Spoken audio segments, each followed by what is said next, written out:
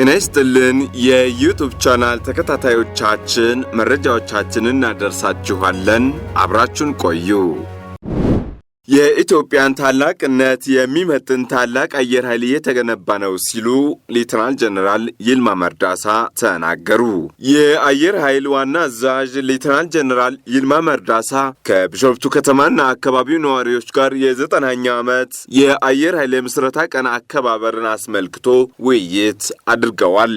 ዋና አዛዡ የኢትዮጵያ አየር ኃይል በየዘመናቱ የሀገርን ሉዓላዊነት በማስከበር ረገድ አኩሪ ገድል መፈጸሙን ገልጸው አሁንም የኢትዮጵያን ታላቅነት የሚመጥንና የሕዝባችን መመኪያ የሆነ ተቋም እየተገነባ መሆኑን አስታውቀዋል። ዘንድሮ የኢትዮጵያ አየር ኃይል የነጻነትና የአንድነት ምልክት በሚል መሪ ቃል የ90ኛ ዓመት የምስረታ በዓሉን በተለያዩ ዝግጅቶች እንደሚያከብር ያስታወቁት ሌተናል ጀነራል ይልማ መርዳሳ የቢሾፍቱ ከተማና የአካባቢው ማህበረሰብም ይህንን ታሪካዊ በዓል በጋራ ለማክበር በአንድነት መስራት ይጠበቅብናልም ብለዋል። የምስረታ ቀኑ ለሀገርና ለተቋም ብሎም ለቢሾፍቱ ከተማ እድገትና የገጽታ ግንባታ የጎላ ሚና ያለው በመሆኑ ከተማውን በማጽዳት በመዋሷብና በማልማት እንዲሁም ፍጹም ሰላማዊ እንድትሆን ማድረግ የነዋሪዎች ኃላፊነት መሆኑንም አስረድተዋል። የቢሾፍቱ ከተማ መዘጋጃ ኃላፊ አቶ ገብሬ ጣቢ በበኩላቸው በዓሉ የከተማዋን የቱሪዝም ፍሰት የሚጨምርና እድገቷንም የሚያፋጥን በመሆኑ በመተባበር እንሰራለንም ሲሉ ሀሳባቸውን ገልጸዋል። የአየር ኃይል የምስረታ ቀን በስፖርት ፌስቲቫል፣ በፓናል ውይይት፣ በአቪዬሽን ኤክስፖ፣ በጉብኝትና በአየር ትርኢት እንደሚከበር ብርጋዴር ጀነራል ብሩክ ሰይፉ ለታዳሚዎች አብራርተዋል። ሙስናና ብልሹ አሰራርን መከላከል የሁሉም ኃላፊነት መሆን እንዳለበት ተገለጸ። በመከላከያ ስነ ምግባር መከታተያ ዳይሬክቶሬት አዘጋጅነት ከፌዴራል ጸረ ሙስና ኮሚሽን ጋር በመተባበር እየተሰጠ የቆየው ስልጠና ተጠናቀቀ። በማጠቃለያው ንግግር ያደረጉት የመከላከያ ወታደራዊ ቅርስ ጥናትና አስተዳደር ዳይሬክተር ሜጀር ጀነራል ጥሩዬ አሳፌ ሀገራችን ታላላቅ ፕሮጀክቶችን የጨረሰችበትና የጀመረችበት ዓመት መሆኑን ጠቁመው ሰራዊታችንም በቁርጠኝነትና በጀግንነት ልማትና ሰላምን ለማደናቀፍ የሚሰሩ ባዳና ባንዳዎችን በመመከት ግዳጁን በውጤት እየተወጣ ነውም ብለዋል። መከላከያ ሰራዊቱ ከተልእኮው ጎን ለጎን የሙስናና ብልሹ አሰራርን በንቃት የተከላከለ መሆኑን ያነሱት ሜጀር ጀነራል ጥሩዬ ሰልጣኞችም ከስልጠናው የተገኘውን አቅም በመጠቀም ተተኪን በማፍራት የአመራሩ አጋዥ መሆን እንደሚገባም ጠቁመዋል። የተቋምን ሀብት ከብክነት በመከላከል ለሌሎች ምሳሌ በመሆን ሙስናና ብልሹ አሰራርን በማስተካከልና የስነ ምግባር ችግሮችን በማስወገድ ሀገርና ተቋምን በማጽናት ማገልገል እንደሚገባቸውም አሳስበዋል።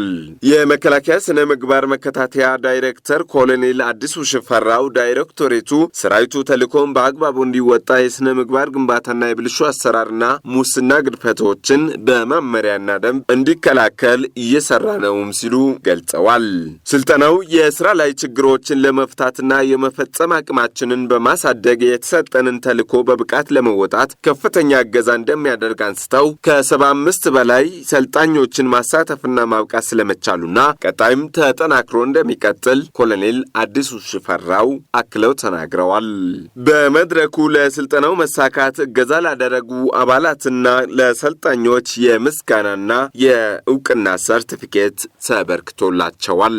በተያያዘም በመድረኩ ለሰልጣኞች በወቅታዊ ሀገራዊ፣ ቀጠናዊና ዓለም አቀፋዊ ጉዳዮች በጂኦ ፖለቲካዊና ስትራቴጂካዊ ስለ ብሔራዊ ጥቅም ወሳኝነትና ስለ ሰራዊቱ ሁለንተናዊ ጥንካሬ ሰፊ ማብራሪያ ተሰጥቷል።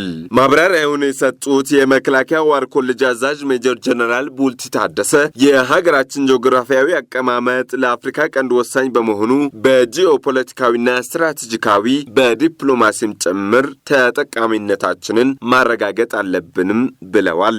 ሀገራችን ሰላምና ደህንነቷ እንዳይጸና ልማታዊ ስራዋ እንዲደናቀፍ ታሪካዊ ጠላቶቿና ባንዳዎች በውክልና ጦርነት እየሰሩ ነውና ሰራዊቱ ኢትዮጵያን በማስቀደም በጠንካራ መሰረት ላይ ሆኖ የውስጥና የውጭ ወራሪዎችን በመመከት ተልእኮውን በብቃት የተወጣ መሆኑንም አንስተዋል። ሙስናና ብልሹ አሰራር ሀገርና ተቋምን የሚያዳክም ነውና ያንን በጋራ በመመከት የኢትዮጵያን ብሔራዊ ጥቅም ለማስጠበቅና ሰላሟን ጽኑ ለማድረግ በሚደረገው ርብርብ ሰልጣኞችን በሙያ መስካቸው የበኩላቸውን አስተዋጽኦ በቁርጠኝነት መወጣት እንደሚያስፈልግም ሜጀር ጀነራል ቡልቲ ታደሰ አሳስበዋል። ዓለም አቀፋዊ ግንኙነት ለብሔራዊ ጥቅምና አቅም ማስጠበቂያ ወሳኝ መሆኑ ተገለጸ። ፕሮፌሰር ብሩክ ኃይሉ በሻ የግሎባል ሊደርሺፕ ማዕከል ዋና ዳይሬክተር በመከላከያ ዋር ኮሌጅ ተገኝተው ስለ ዓለም አቀፋዊ ግንኙነት የማጠቃለያ ትምህርት ሰጥተው ሀገራት ብሔራዊ ጥቅማቸውን የሚያስጠብቁባቸው የተለያዩ ግንኙነቶችን እንደሚመሰርቱም ገልጸዋል። ዓለም አቀፋዊ ግንኙነትን ለማጠናከር ሀገራት በአቅማቸውና በመጠናቸው ላይ የተመሰረተ ግንኙነት መፍጠር ብቻ ሳይሆን ብሔራዊ ጥቅምን ማስጠበቅ እስከቻለ በታሪክና በፖለቲካ ትስስሩ ማሳለጥና መተግበር አስፈላጊ እንደሆነም ተናግረዋል። ሀገራችን ኢትዮጵያ ኩሩና ነጻነቷን ጠብቃ የቆየች ታላቅ ሀገር ናት። የተባበሩት መንግስታት ድርጅትን ከመሰረቱት ሀገራትም አንዷ አፍሪካዊት ሀገር ናትም ብለዋል። በግንኙነት ውስጥ ዓለምን የሚዘውሩ ሀገራት ሳይሆኑ በዓለም አቀፍ ግንኙነት ላይ ተጽዕኖ ፈጣሪ ኮርፖሬሽኖች እንዳሉም በገለጻቸው አብራርተዋል። በአፍሪካ ቀንድና በመላው አፍሪካ የእርስ በርስ ግጭት ምክንያት በርካታ ዜጎች ሕይወታቸውን አጥተዋል ያሉት ፕሮፌሰር ብሩክ ለዚህም ብሔራዊ አቅምን ማጎልበት እንደሚያስፈልግ ገልጸዋል። ብሔራዊ አቅምን እና ጥቅምን ማስጠበቅ የሚቻለው ዲፕሎማሲያዊ፣ ኢኮኖሚያዊ እንዲሁም ወታደራዊ አቅምን መገንባት ሲቻልም እንደሆነ አስረድተዋል።